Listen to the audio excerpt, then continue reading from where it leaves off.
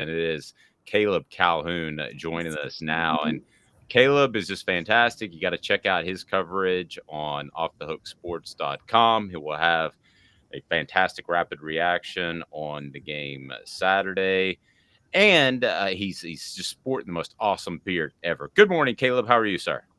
Pretty good. Good. How's it going, guys? Yeah, we're doing well. So let's dive right into it. Again, if anybody has any questions that you want to ask the group here, especially Caleb, who's incredibly dialed in with Tennessee football, then go ahead and do so. Go ahead and post on that message board, and we'll get you involved and get your questions answered. But Caleb, let's start with they call it the third phase of the game, and that is special teams. That's what you wrote about last night or posted yesterday afternoon, I should say. And is this an advantage? Does Tennessee have an advantage in special teams over Pitt, or do you think maybe that's a one up for Pitt? Your thoughts on the special teams matchup? Well, we honestly don't know. Pitt returns its most of the unit for its return game from last year, whereas Tennessee is still trying to figure out how to replace Velus Jones, who handled kickoff and punt returns last year, and was pretty elite on both. I'm not going to read too much into the first game, but Jimmy Holiday, I actually do have faith in the return game, but there was a huge miscue on one return. There was an illegal block that spotted Tennessee at the 6-yard line. We forget it because I think Tennessee went 94 yards and scored a touchdown on that drive anyway.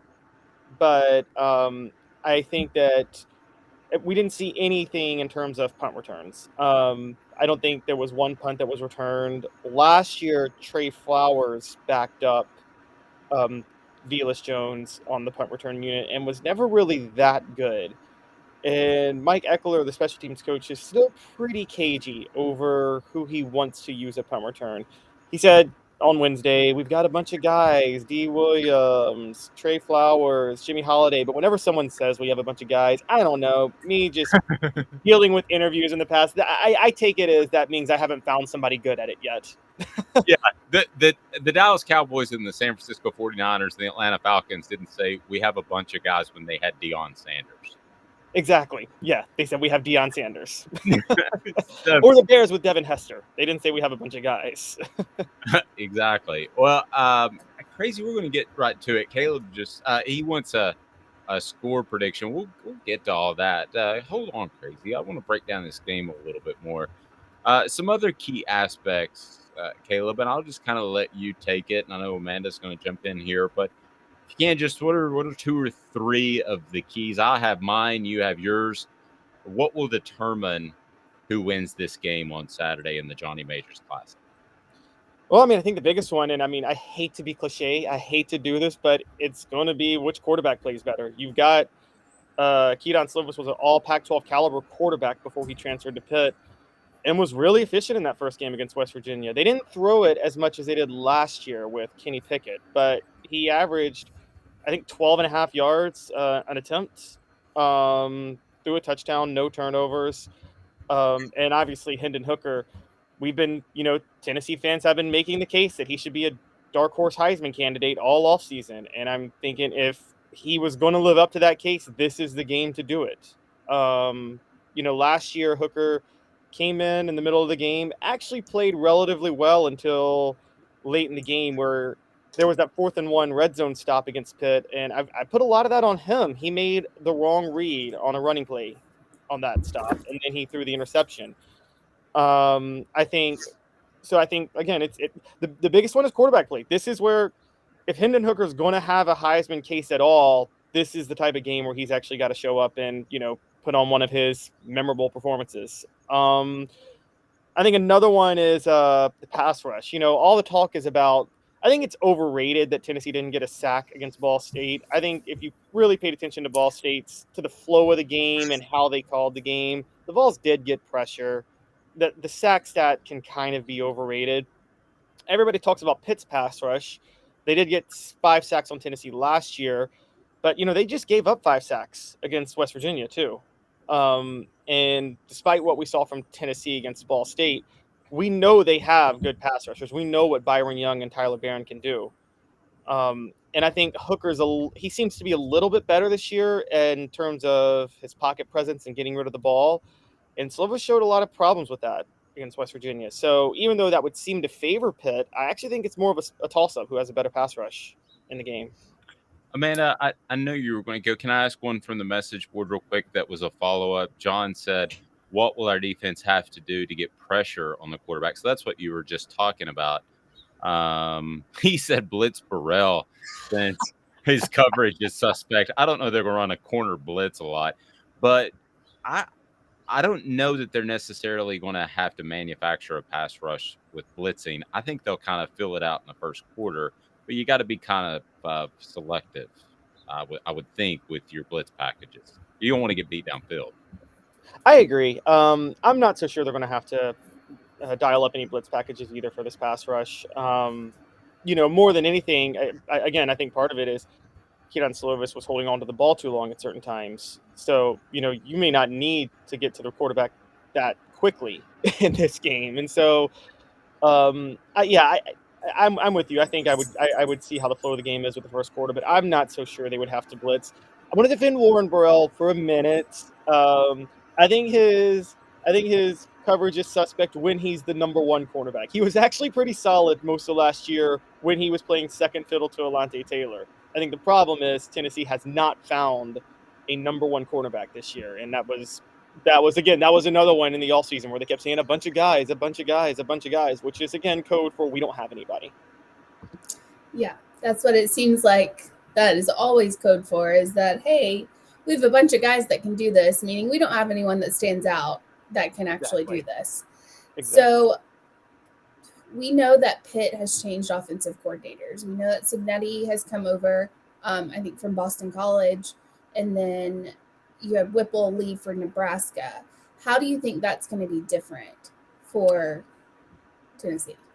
I think it's going to be a total clash of tempos. Last year with Whipple, they actually ran more plays per game than Tennessee. They ran like 76 plays a game last year with at Pitt. This year, and I'm not so sure if it's the personnel change along with the offensive coordinator change, but against West Virginia, they won the time of possession battle by about 5 minutes, and they ran only 62 plays. They only threw it 24 times. And as we know, Tennessee and Heupel, they don't care at all about time of possession whatsoever. That is the most irrelevant fact. I think Heupel said at one point last year, it's a concern if they run too many plays to score a touchdown on offense. And so, yeah, that's true. That's very true. Ball State at one point it was 31-0, and Tennessee had the ball for 10 minutes. Yeah, that was pretty insane. Yeah, it kind of reminds me. There was a year when the Colts it was one of the Peyton Manning years with the Colts, and he kind of switched up the offense depending on the personnel of the defense year over year. But I think it was like 2009 when they started 14-0. They did not care about time of possession at all that year, and it was with Reggie Wayne and Pierre Garcon. And there was one game where they beat the Dolphins and they had the ball for like 14 minutes the whole game. It's insane. It's just shoot and score. I mean, that's pretty much all it is. So you think Pitt is going to pretty much slow down on the offense, like the offensive side of the ball, compared to what they were last year? I do. I think they're going to slow the game down a lot more.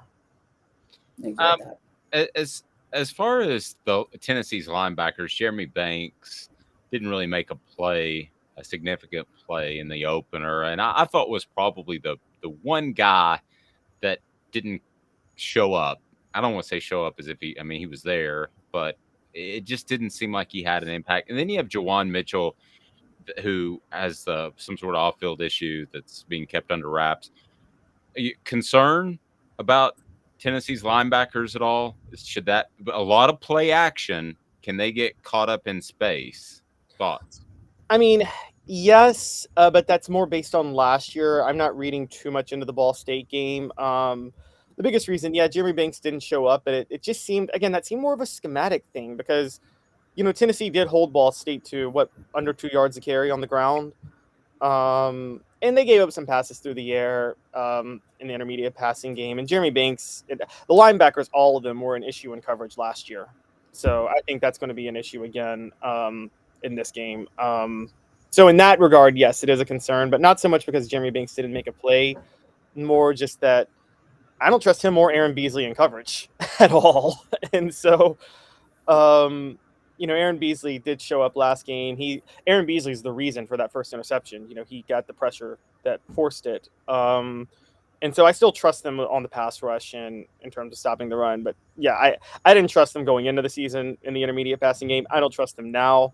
I think even Bryce Young last year had like 50 rushing yards against Tennessee, and Bryce Young doesn't run. So, I mean. No, he didn't run last year. He's running more this year, and that is a concern, to be honest. That is true. That is a big concern. Yeah. So when it comes to the running game, you said that Ball State had less than 2 yards per carry. Against West Virginia, I believe Pitt also had less than 2 yards per carry, if I'm not mistaken, or maybe that was backwards. But I believe that's correct. You're right. It's right around there. Okay. So how do you see Tennessee? Do you see Tennessee as being better than West Virginia on the front? And if so, how do you see them going to, I know Pitt will go to the pass, obviously. How do you see Tennessee being able to defend that? Well, to the first question, if Tennessee can't dominate the running game in this one, they're in trouble. I mean, I'm talking they need to win the rushing battle by like 150 yards. Because not only did Pitt not run the ball well, West Virginia ran it really well against them. I think they had 190 yards, averaged almost 6 yards a carry.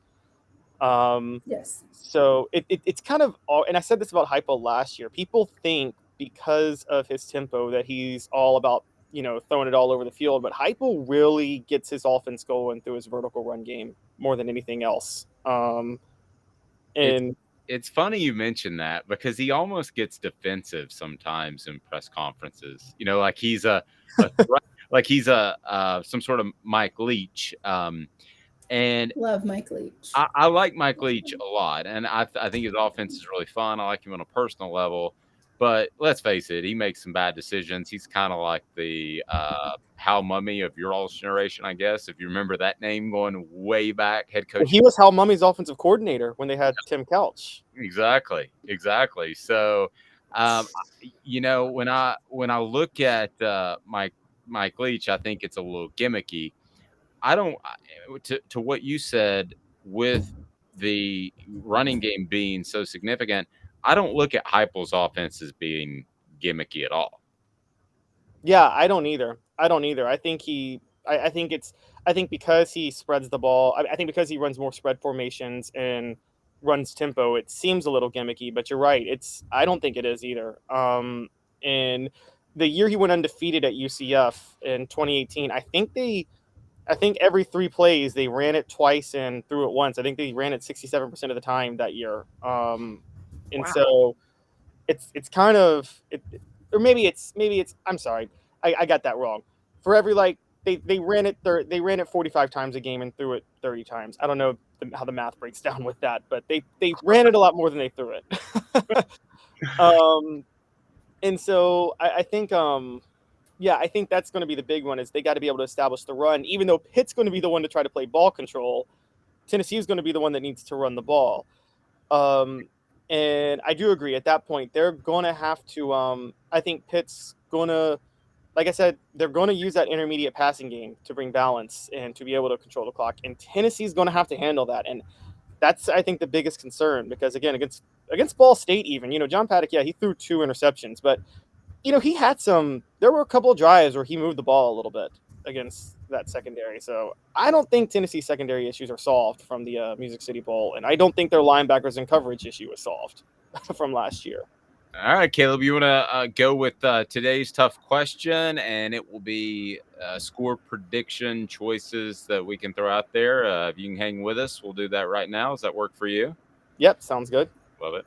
We do our research. Have you done your research? We're working like heck. Today's tough question. What's the real debate? You sipping my Soupe Guadalupe? Exclusively on Off the Hook Sports with Dave Hooker and Amanda LaFratta. You drinking my sake kimosabi? Oh my God. All righty, Amanda LaFratta, you said it how you would like, but based around what happens in the game, how would you like to do this? How would you like to set it up? What do you think not what do you think the score will be, but how do you think Tennessee will do in the game, basically, against Pitt? And I would do loss by, 10, and then loss by less than a touchdown, and then win by, a touchdown, and win by more than a touchdown. What do you think?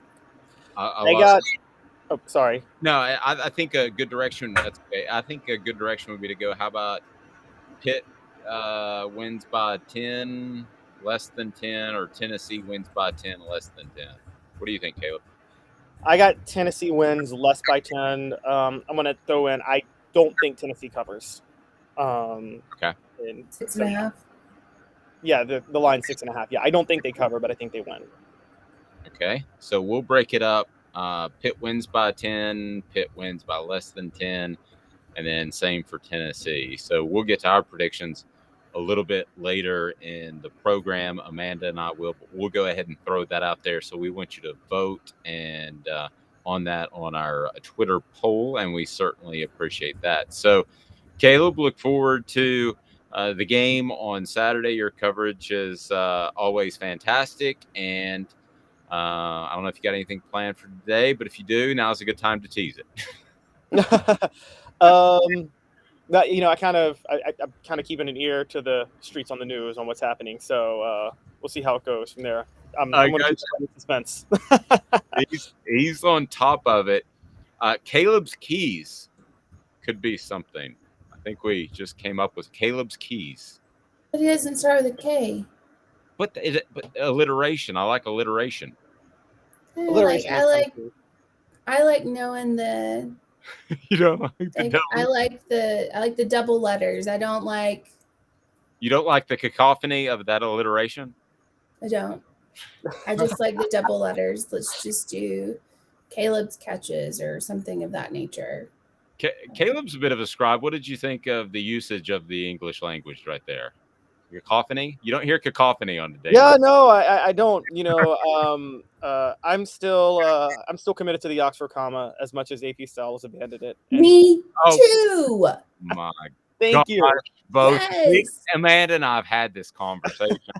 Let's not do it during the show. Have you seen those shirts though, Caleb? About like where it takes the Oxford comma out and it's like ends up being a terrible thing. No, That's I need to see that. You got to send that to me. John said, like, come on, Amanda, like Calvin Klein. Hey. Yeah, but KCK. Oh, we don't like want to. Look, LaFratta's locks, which are terrible, by the way. If you go against what I bet, then you will win. Like I was 100% wrong, 100%. But LaFratta's locks, LL. Fair enough. Caleb, we will look forward to your coverage and have a fantastic rest of your day. Thanks, man. All right, thanks. Have a good one, guys. Caleb Calhoun, all on it for Off the Hook Sports.